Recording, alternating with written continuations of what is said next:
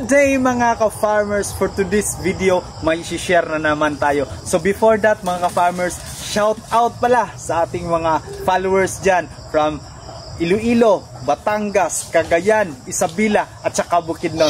So this video mga ka-farmers ay tuturo ko sa inyo kung paano natin malalaman kung ilang buwan na ba ang ating tubo. Kasi kung minsan mga ka-farmers ay nalilimutan na natin kailan natin ito itinanim o ang last natin na harvest. So malalaman natin yan mga ka-farmers sa pagbilang ng kanyang internode at saka sa kanyang last julep. So start na tayong mag-count ng internode mga ka-farmers.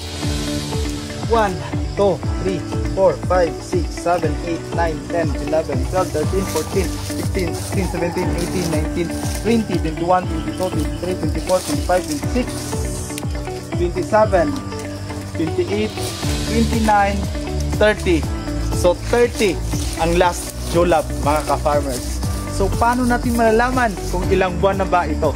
So simple lang mga ka-farmers. Ang 30, i-divide natin yan ng 3. So, bakit 3 mga ka-farmers? Kasi sa isang buwan, 3 internode ang madedevelop niyan. So, 30 divide 3 ay nasa 10 na buwan na po ito mga ka-farmers. So, doon natin malalaman kung ilang buwan na ba ito ang ating tubo.